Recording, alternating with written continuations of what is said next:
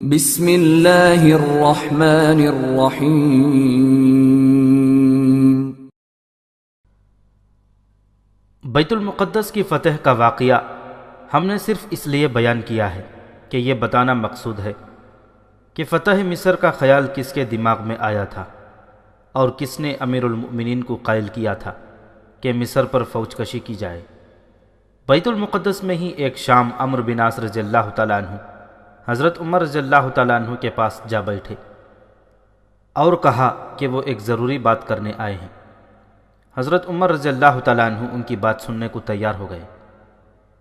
یا امیر المؤمنین، عمرو بن عاص رضی اللہ تعالیٰ عنہ نے کہا، خدا کی قسم آپ اطربون کو اس طرح جانتے ہیں جس طرح آپ کا دایاں ہاتھ بائیں ہاتھ کو جانتا ہے۔ میں کبھی نہیں مانوں گا کہ ہمارے امیر المؤمنین اس خوش فہمی میں مبتلا ہوں گے کہ اطربون ہم سے ڈر کر بھاگ گیا ہے۔ ہم اللہ کے حضور امید رکھنے والے لوگ ہیں، ہم خواب نہیں دیکھا کرتے اور اپنے آپ کو فریب دینا مجاہدین اسلام کا شیوا نہیں۔ عاص کے بیٹے حضرت عمر نے عمرو بن عاص کی بات روک کر کہا، کیا یہ بہتر نہیں کہ تو وہ بات کر دے جس کی تو امید باندھ رہا ہے؟ میں سن رہا ہوں۔ یا امیر المؤمنین، عمرو بن عاص رضی اللہ تعالیٰ عنہ نے کہا، میں کہنا یہ چاہتا ہوں کہ ہمیں اطربون کے پیچھے جانا چاہیے۔ کیا تو اسے ابھی کافی نہیں سمجھتا کہ ہم نے ایک بڑا ہی کٹھن محاذ سر کر لیا ہے؟ حضرت عمر رضی اللہ تعالیٰ عنہ نے کہا، میں اسے کافی نہیں سمجھتا یا امیر المؤمنین۔ عمرو بن عاص نے کہا، اگر ہم اس فتح کو کافی سمجھ کر بیٹھ گئے تو اطربون فوج تیار کر کے ہم پر حملہ آور ہوگا۔ ہرقل اور اطربون ایک ابلیس کے دو نام ہیں۔ اطربون اتنی عقل اور فہم و فراست رکھتا ہے کہ الجزیرہ اور فلسطین کے عیسائی قبائل کو بغاوت پر اکسا سکتا ہے اور زمین کے نیچے رہ کر اس بغاوت کی ہدایت کاری بھی کر سکتا ہے۔ وہ مصر ایسی ہی تیاریوں کے لیے گیا ہے۔ ہماری ضرورت یہ ہے کہ ہم اسے چین سے بیٹھنے کی مہلت نہ دیں۔ آپ کی اجازت چاہیے، میں مصر کی طرف پیش قدمی اور حملے کی قیادت کروں گا۔ صرف اطربون پر اپنی توجہ تو محدود نہ کر ابن عاص۔ حضرت عمر رضی اللہ تعالیٰ عنہ نے کہا، کیا تو دیکھ نہیں رہا کہ ہم کسرائے ایران کے خلاف لڑ رہے ہیں اور شام میں بھی ہم نے روم جیسی بڑی جنگی قوت کے خلاف محاذ کھول رکھا ہے؟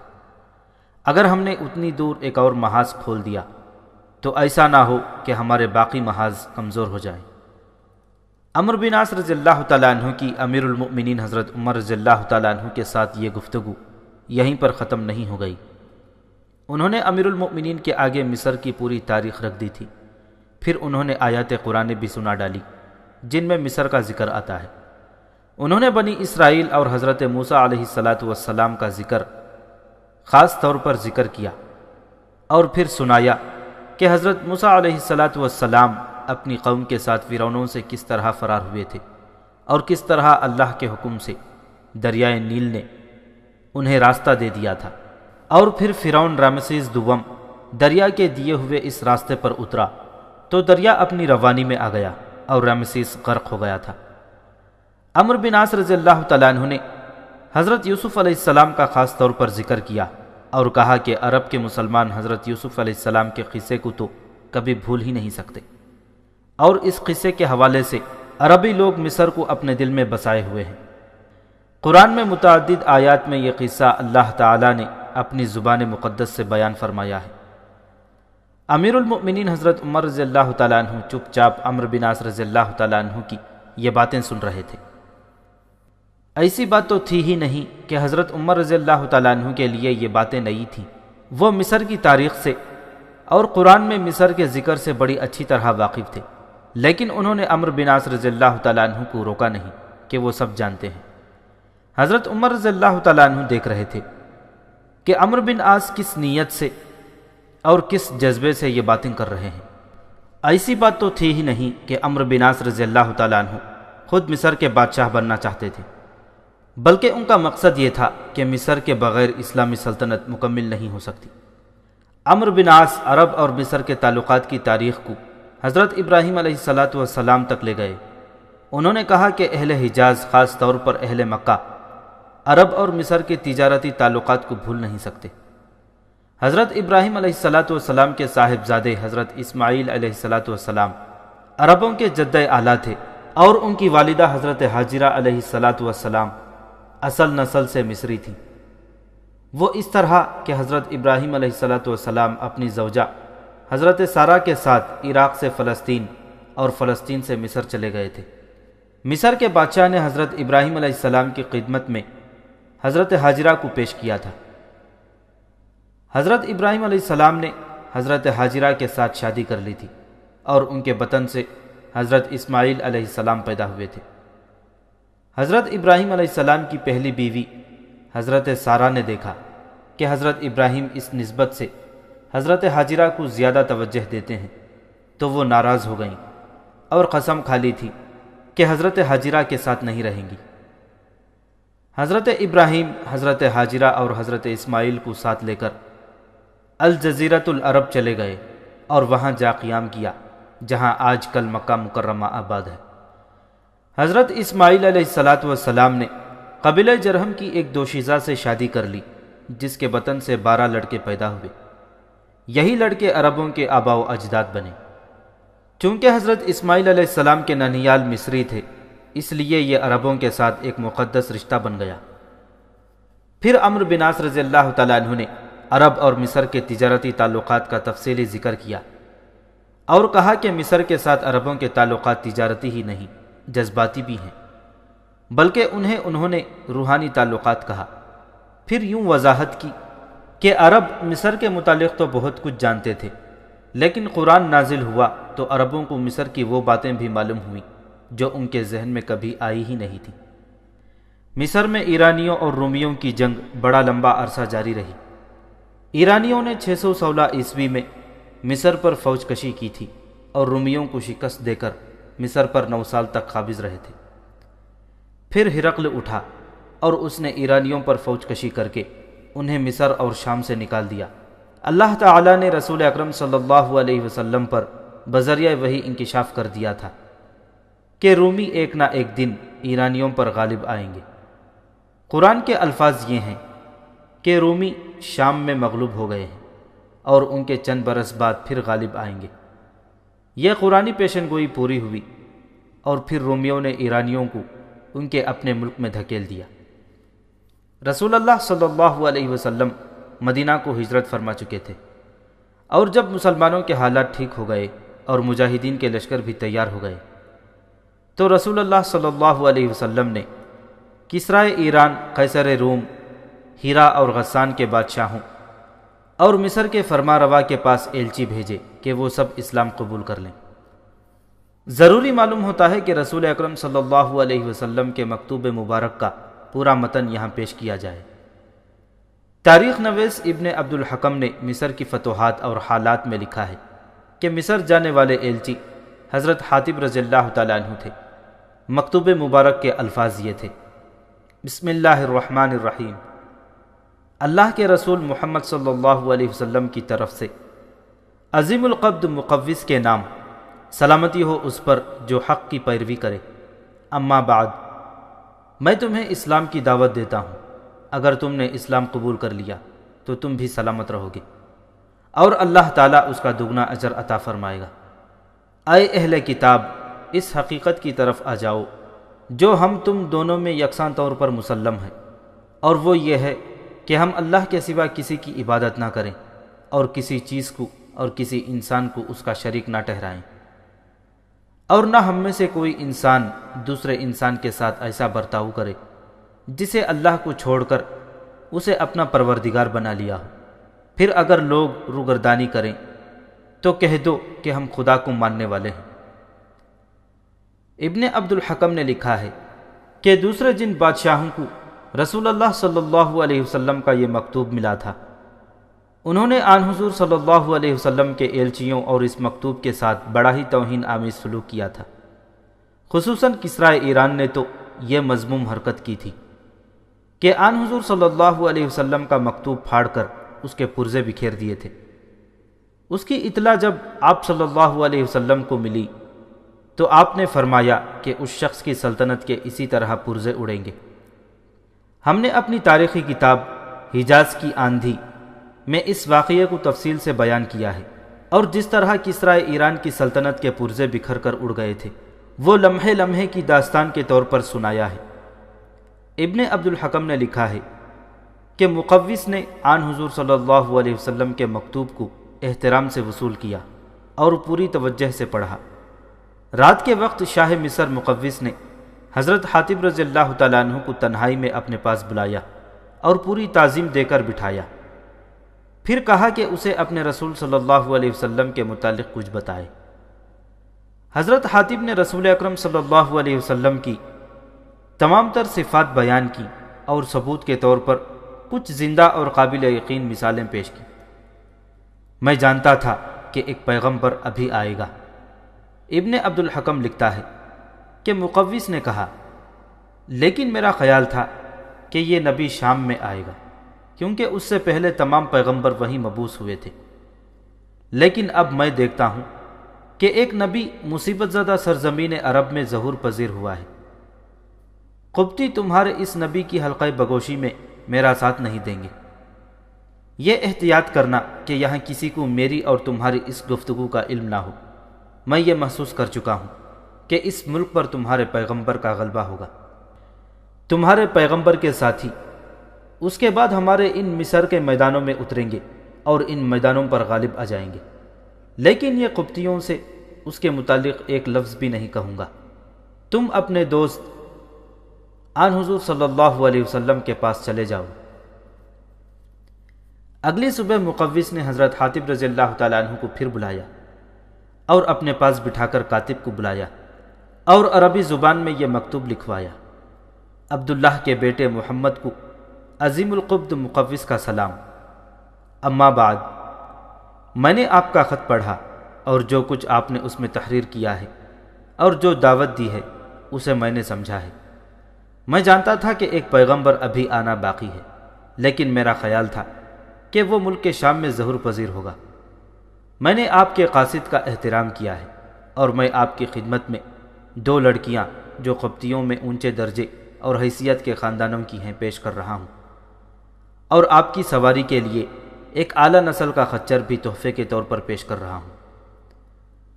ان لڑکیوں میں سے ایک لڑکی حضرت ماریہ رضی اللہ تعالی عنہا کے نام سے ازواج مطہرات میں شامل کر لی گئی تھی۔ مصری تاریخ نویس محمد حسین ہیکل نے لکھا ہے کہ رسول اللہ صلی اللہ علیہ وسلم کبھی کبھی فرمایا کرتے تھے کہ قبطیوں کے ساتھ خوش سلوکی سے پیش آنے کا حکم مانو کہ تم پر ان کا حق ہے اور تم سے ان کا رشتہ بھی ہے۔ عمرو بن عاص رضی اللہ تعالیٰ عنہ نے امیر المؤمنین حضرت عمر رضی اللہ تعالیٰ عنہ کو مصریوں سے اپنا یہ رشتہ بھی یاد دلایا۔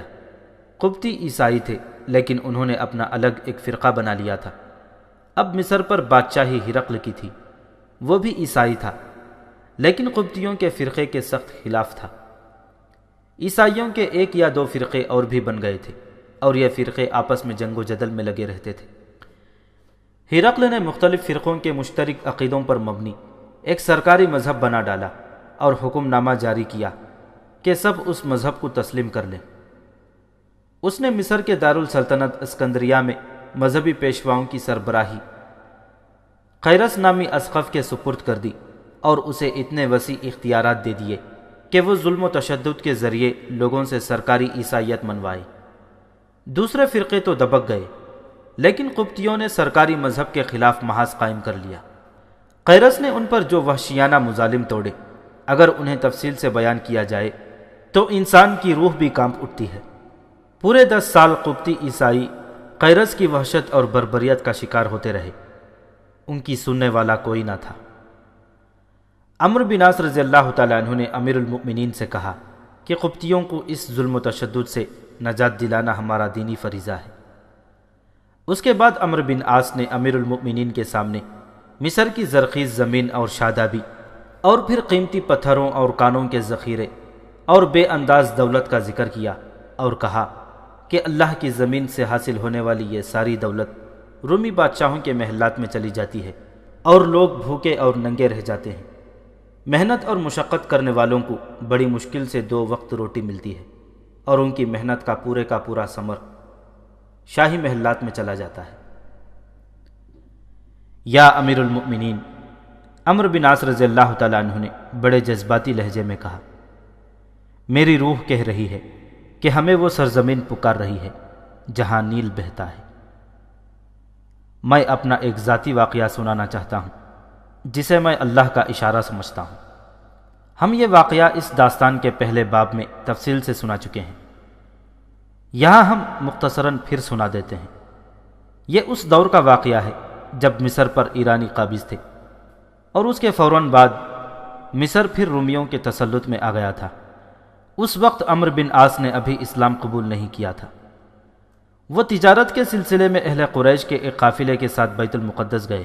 ایک روز قافلے کے اونٹ قریبی جنگل میں چرنے چگنے کے لیے لے جانے کی باری عمرو بن عاص کی تھی۔ وہاں انہیں ایک نیم جان عیسائی ملا جو پیاس سے مرا جا رہا تھا۔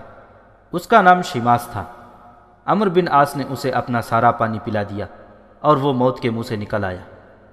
شیماس وہیں گہری نیند سو گیا۔ عمرو بن عاص اسے ذرا دور کھڑے تھے کہ انہوں نے ایک بڑا لمبا اور زہریلا سانپ شیماس کی طرف رینگتا دیکھا۔ کمان اور ترکش ان کے پاس تھی۔ انہوں نے وہیں سے تیر چلایا جو سانپ کے جسم سے پار ہو گیا اور سانپ مر گیا۔ شیماس کی آنکھ کھلی تو سانپ کو دیکھ کر اس کا رنگ ہی پیلا پڑ گیا۔ تاریخ میں یہ واقعہ یوں بیان ہوا ہے کہ شیماس بڑا ہی دولت مند تاجر تھا اور وہ مصر کے دارالسلطنت اسکندریہ کا رہنے والا تھا۔ اس نے عمرو بن عاص رضی اللہ تعالیٰ عنہ کو یہ انعام دینا چاہا کہ انہیں کہا کہ وہ اس کے ساتھ اسکندریہ چلیں۔ شیماس نے اسکندریہ کا ایسا پرکشش نقشہ پیش کیا کہ عمرو بن عاص راضی ہو گئے اور اس کے ساتھ روانہ ہو گئے۔ اسکندریہ کو انہوں نے اس سے زیادہ خوبصورت اور دولت مند شہر پایا جتنا شیماس نے انہیں بتایا تھا۔ انہی دنوں وہاں ایک جشن منایا جا رہا تھا جس میں شاہی خاندان خاص طور پر شریک ہوتا تھا۔ یہ جشن ہر سال انہی دنوں منایا جاتا تھا۔ شیماس عمرو بن عاص کو اس جشن میں لے گیا۔ چونکہ وہ اونچی حیثیت کا آدمی تھا اس لیے اسے تماشائیوں میں سب سے آگے جگہ دے دی گئی۔ عمرو بن عاص کو اس نے اپنے ساتھ بٹھایا۔ اس جشن میں ایک تقریب منعقد ہو رہی تھی۔ لوگ درجے بدرجے دائرے میں بیٹھے تھے اور ایک طرف شاہی خاندان بیٹھا محو تماشا تھا۔ تقریب یوں تھی کہ ایک آدمی تماشائیوں کے درمیان دائرے میں کھڑا ہو کر اور آنکھیں بند کر کے ایک گیند اوپر پھینکتا تھا۔ ان لوگوں کا عقیدہ یہ تھا کہ یہ گیند کسی کے ایک بازو پر گرے تو وہ شخص کتنا ہی غریب اور معمولی آدمی کیوں نہ ہو، وہ مرنے سے پہلے بادشاہ ضرور بنتا ہے۔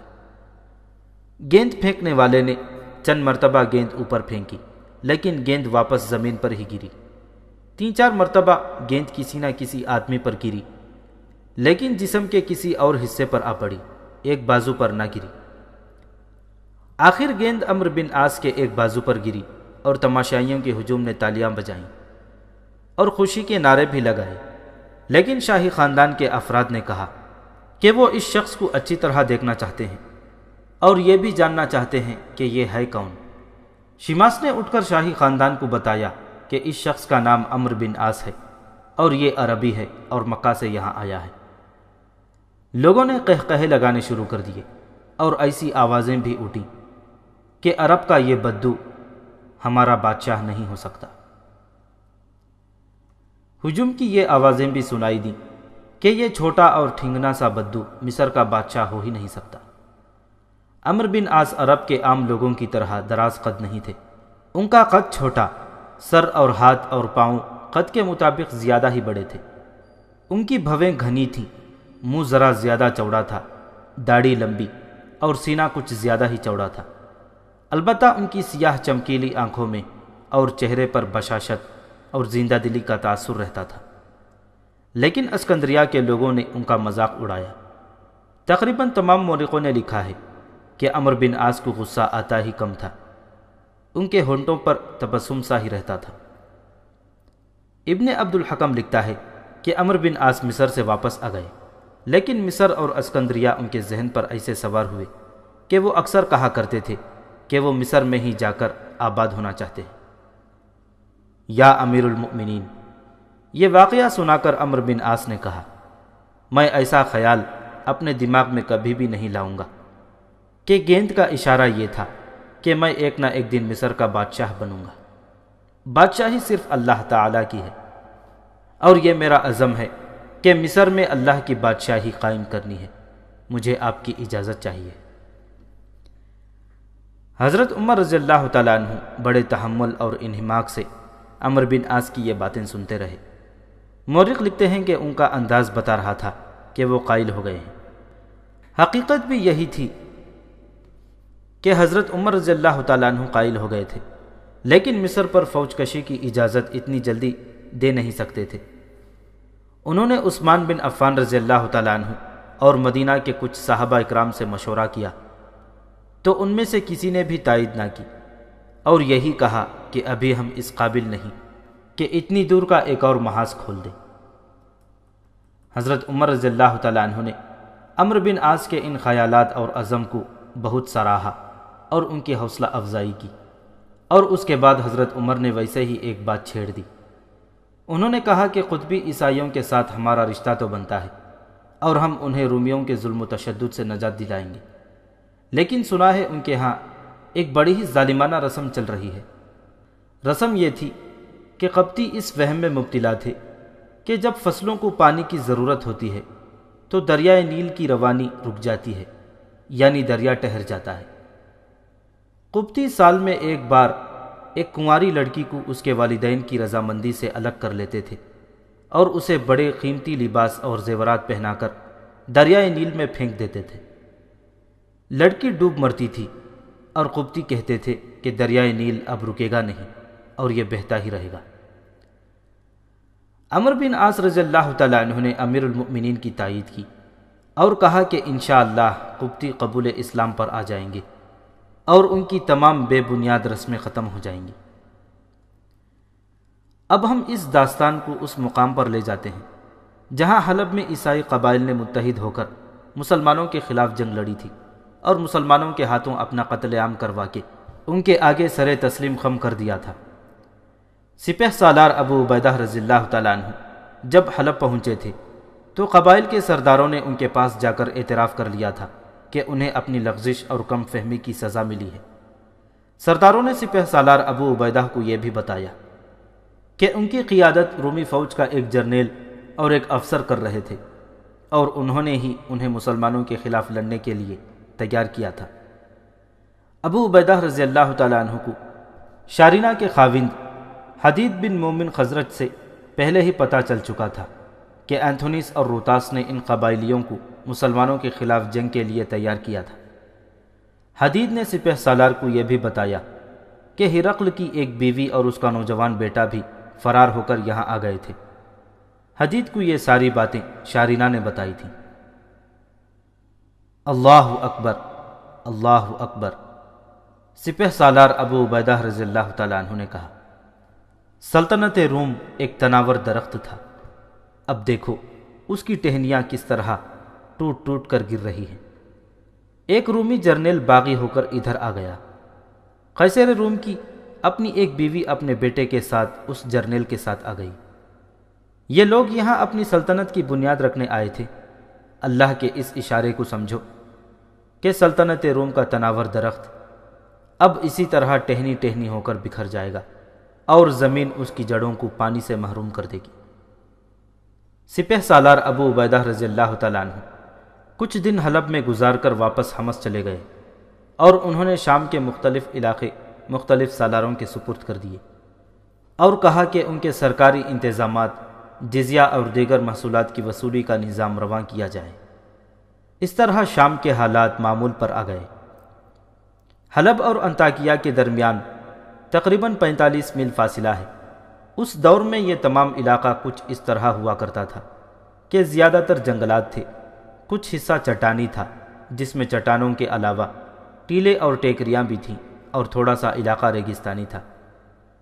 انطاکیہ بحر روم کے ساحل پر واقع ہے اور تاجروں کے بحری جہاز یہیں آتے اور یہیں سے سامان وغیرہ لاد کر واپس جایا کرتے تھے۔ مصر میں تاجروں کے لیے سکندریہ بندرگاہ تھی۔ اس تمام علاقے پر اب مجاہدین اسلام کا تسلط ہو گیا تھا۔ اس علاقے میں عیسائیوں کے 2-3 قبیلے آباد تھے اور ان کی بستیاں ایک دوسرے سے دور دور تھیں۔ حلب کی فتح کے بہت دنوں بعد انطاکیہ سے حلب آنے والے اور حلب سے انطاکیہ جانے والے لوگوں نے بتایا کہ اس علاقے میں ایک چڑیل یا بدروح بھٹکتی پھر رہی ہے۔ لوگوں نے بتایا کہ وہ کسی وقت چیختی اور چلاتی ہے اور کچھ کہتی بھی ہے جو کسی کو بھی سمجھ نہیں آتی۔ لوگ اس کی آواز سن کر دور بھاگ جاتے تھے۔ آج کے سائنسی دور میں بھی لوگ چڑیلوں اور بدروحوں کو مانتے ہیں۔ 13 صدیاں پہلے تو اس معاملے میں لوگوں میں زیادہ ذہنی پسماندگی پائی جاتی تھی۔ کوئی جھوٹ بولتا کہ اس نے چڑیل یا بدروح دیکھی ہے یا اس نے کہیں جنات کو بیٹھے دیکھا تو لوگ بلا چون چرا مان لیتے تھے۔ حلب اور انطاکیہ کے درمیانی علاقے کی چڑیل کی آوازیں تو بہت سے لوگوں نے سنی تھیں۔ ان خبروں کی تردید کا سوال ہی پیدا نہیں ہوتا۔ ایک روز ایک مسافر حلب میں داخل ہوا اور سرائے میں ٹھہرا۔ اس پر خوف و ہراس طاری تھا اور اس کے منہ سے ٹھیک طرح بات بھی نہیں نکلتی تھی۔ سرائے میں ہر کسی نے محسوس کر لیا کہ اس نے راستے میں کوئی خوفناک یا پر اسرار چیز دیکھی ہے۔ وہ اس کی حوصلہ افزائی کرنے لگے اور اسے کہا کہ وہ سب کو بتا دے کہ وہ کیا دیکھ آیا ہے تاکہ کوئی اور مسافر اس راستے سے نہ گزرے۔ اس نے سنایا کہ وہ اپنی بستی سے حلب کی طرف خچر پر سوار آ رہا تھا۔ اسے ذرا قریب سے آوازیں سنائی دی۔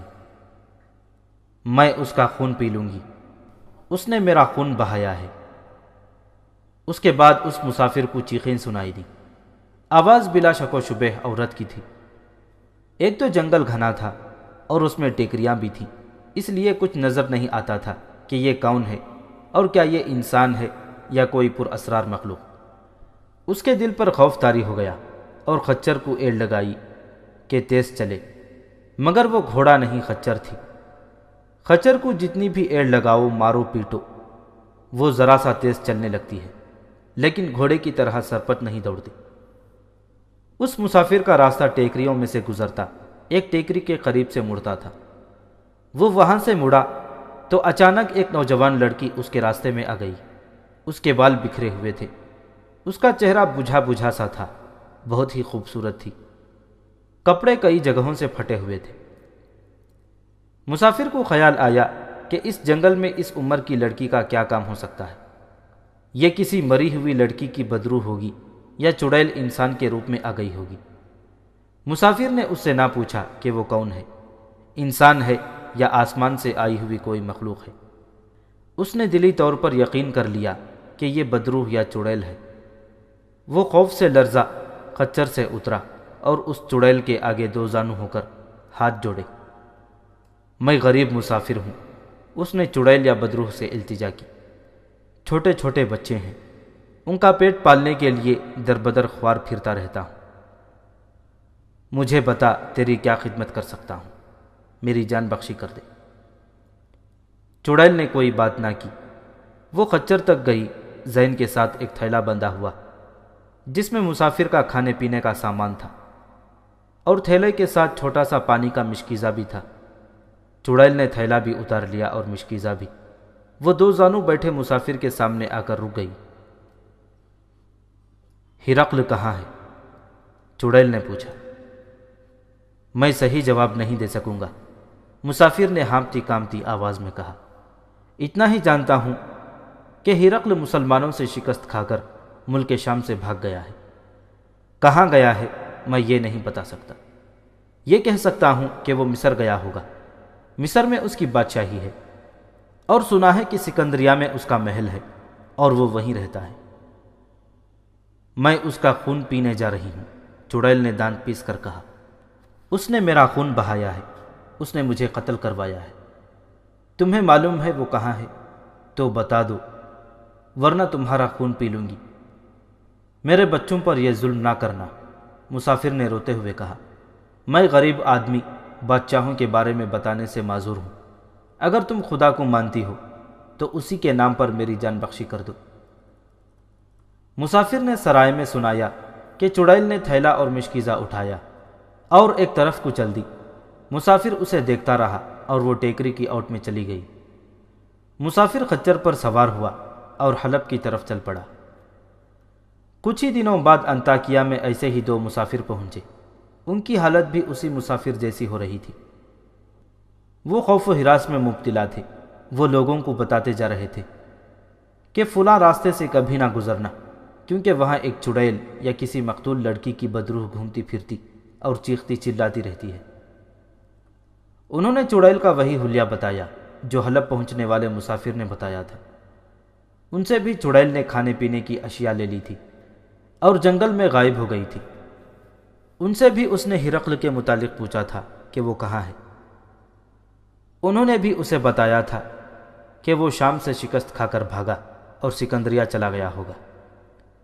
چڑیل نے انہیں بھی کہا تھا کہ وہ ہرقل کا خون پینے جا رہی ہے، اور اس نے یہ بھی کہا تھا کہ ہرقل نے میرا خون بہا دیا تھا۔ یہ بات سن کر لوگوں نے پورے یقین کے ساتھ کہہ دیا کہ یہ کوئی ایسی لڑکی کی بھٹکتی ہوئی روح ہے جسے ہرقل نے قتل کروایا ہوگا۔ یہیں سے یہ خیال پیدا ہوا ہے کہ یہ چڑیل نہیں بدروح ہے۔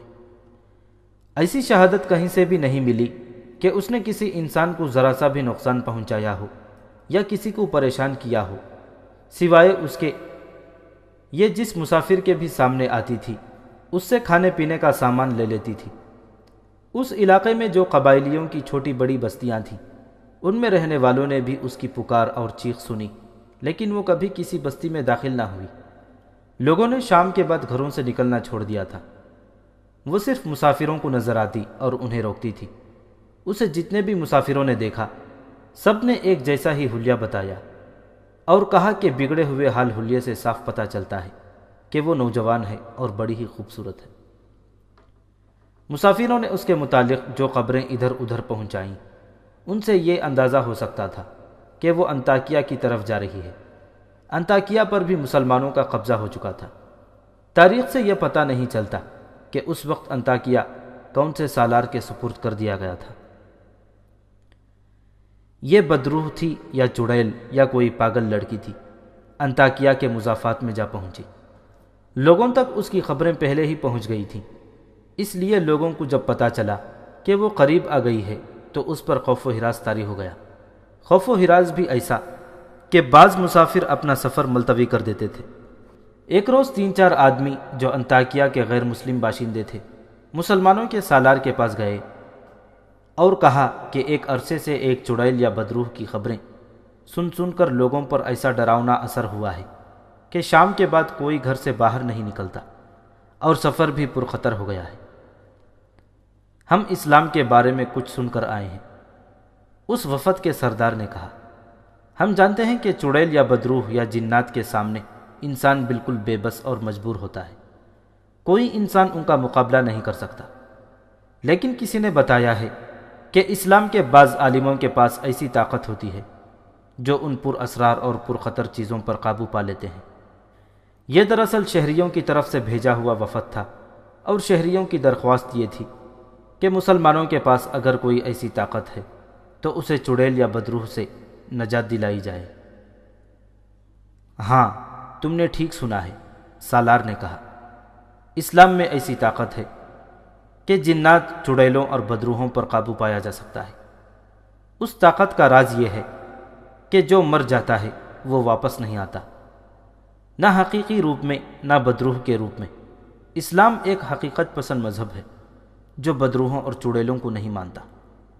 اسلام قبول کرو اور یہ بات تم میں بھی پیدا ہو جائے گی، پھر تم اس بدروح یا چڑیل کا سامنا کر کے دلیری سے پوچھو گے کہ تم کون ہو۔ سالار نے محسوس کیا کہ یہ علمی باتیں ہیں اور یہ دین اسلام کے باریک مسائل ہیں، تو یہ لوگ ابھی نہیں سمجھیں گے۔ سالار نے اپنے محافظ دستے کے کمانڈر کو بلایا اور اس کو یہ کام سونپا کہ وہ اپنے ساتھ جتنے بھی آدمی لے جانا چاہے لے جائے اور دیکھے کہ یہ چڑیل یا بدروح کون ہے اور اس کی کیا حقیقت ہے۔ قابل احترام سالار، وفد کے ایک آدمی نے کہا، آپ کا مذہب جو کچھ بھی کہتا ہے ہم اس پر اعتراض نہیں کرتے، لیکن اپنا فرض سمجھتے ہیں کہ آپ کو خبردار کر دیں کہ اپنے آدمیوں کا نقصان نہ کر بیٹھیں۔ ہو سکتا ہے وہ آپ کے آدمیوں کو دیکھ کر غائب ہی ہو جائے، اس طرح آپ کے آدمیوں کے لیے کوئی خطرہ نہیں ہوگا۔ اگر وہ غائب نہ ہوئی تو نقصان ضرور کرے گی، آپ کے آدمی مارے بھی جا سکتے ہیں۔ سالار نے ان کی یہ بات سن کر محافظوں کے کمانڈر سے کہا کہ وہ انہیں دیکھ کر غائب نہ ہوئی تو اسے پکڑ کر یہاں لے آئیں۔ محافظ دستے کے کمانڈر نے یہ کام اپنے ذمے لے لیا اور سب سے پہلے مختلف لوگوں سے پوچھا کہ یہ بدروح کہاں کہاں دیکھی گئی ہے۔ مختلف لوگوں نے 3-4 جگہیں بتائیں اور ایک دو نے ایک خاص علاقے کی نشاندہی کی۔ کمانڈر نے بہت سے محافظوں کو ساتھ لیا اور 4-4 5-5 کی ٹولیوں میں تقسیم کر کے شہر کے لیے ایسے مضافات میں پھیلا دیا جہاں جنگل ذرا گھنا تھا اور ایسی جگہیں بھی تھیں جہاں ٹیلے اور کھڈ نالے تھے۔ سورج غروب ہونے سے کچھ دیر پہلے ایک جگہ سے محافظوں کی ایک پارٹی کو چیخیں سنائی دیں اور یہ الفاظ بھی سنائی دیے کہ میں ہرقل کا خون پینے جا رہی ہوں۔ محافظوں کی اس پارٹی نے ایک اور پارٹی کو بھی بلا لیا اور اس طرح یہ 12-14 محافظ اکٹھے ہو گئے۔ وہ پھیل کر آگے بڑھنے لگے۔ انہوں نے ایک ذرا زیادہ عمر کے محافظ کو اسلامی اصولوں کے تحت اپنا امیر یعنی کمانڈر بنا لیا تھا۔ اس کمانڈر نے کہا کہ دل میں اللہ تبارک و تعالیٰ کا نام ہو اور کسی نہ کسی آیت قرآنی کا ورد دل ہی دل میں کرتے جائیں۔ کمانڈر کی ہدایت کے مطابق وہ محاصرے کی صورت میں بڑھتے گئے۔ تھوڑے تھوڑے وقفے سے بدروح کی چیخ یا پکار سنائی دیتی تھی جو معلوم ہوتا تھا کہ دور ہٹتی جا رہی ہے۔ آخر انہیں وہ نظر آ گئی۔ محافظوں نے اسے اسی حال حلیے میں دیکھا جو انہوں نے متعدد بار سنا تھا۔ محافظ نیم دائرے کی شکل میں اس کی طرف بڑھ رہے تھے۔ وہ الٹے قدم آہستہ آہستہ پیچھے ہٹ رہی تھی۔ فاصلہ کم ہوتا جا رہا تھا۔ تم چڑیل یا بدروح ہو تو فوراً غائب ہو جاؤ، کمانڈر نے کہا اور اپنی برچھی ہاتھ میں یوں تولی جیسے اس پر برچھی پھینکے گا۔ اس نے کہا اگر انسان ہو تو ہمارے پاس آ جاؤ اور تمہارے ساتھ انسانوں جیسا سلوک کیا جائے گا۔ ہم تم سے نہیں ڈر رہے، تم ہم سے نہ ڈرو۔ مجھے ہرقل تک پہنچا دو۔ وہ جو کوئی بھی تھی بولی ہرقل نے میرا خون بہایا ہے، میں اس کا خون پینے جا رہی ہوں۔ ہم تمہیں ہرقل تک پہنچا دیں گے، کمانڈر نے کہا۔ تم جانتی ہو ہرقل ہمارا دشمن ہے، ہم خود چاہتے ہیں کہ وہ قتل ہو جائے۔ ہم تمہارے ساتھ اپنا ایک آدمی بھیجیں گے، تم محفوظ بھی رہو گی اور ہمارا آدمی تمہارا کام بھی کر دے گا۔ کمانڈر گھوڑے سے اتر کر اس کی طرف گیا۔ اس نے برچھی اپنے ہاتھ میں تیار رکھی۔ آہستہ آہستہ اس کی طرف بڑھتے ہوئے کمانڈر نے شفقت اور پیار کی اور اس کی ہم خیالی کی باتیں جاری رکھیں اور اس تک پہنچ گیا۔ اسے بازو سے پکڑا اور کہا کہ ہمارے ساتھ آؤ اور عزت و آبرو کے ساتھ ہمارے ساتھ چلو۔ لڑکی بغیر مزاحمت کے بڑے آرام سے کمانڈر کے ساتھ چل پڑی۔ اپنے گھوڑے کے قریب لے جا کر کمانڈر نے لڑکی کی بغلوں میں ہاتھ رکھے اور اسے اٹھا کر گھوڑے پر سوار کر دیا۔ گھوڑے کی باگ پکڑ لی اور گھوڑے کے آگے آگے پیدل چلنے لگا۔ تمام محافظ گھوڑوں پر سوار تھے۔ واپسی کے وقت وہ لڑکی کو ہی دیکھتے رہے تھے۔ ان کی نظریں لڑکی سے ہٹتی ہی نہیں تھیں۔ انہیں غالباً یہ توقع تھی کہ یہ لڑکی ابھی غائب ہو جائے گی، لیکن سالار کے دروازے تک پہنچ گئے، لڑکی غائب نہ ہوئی۔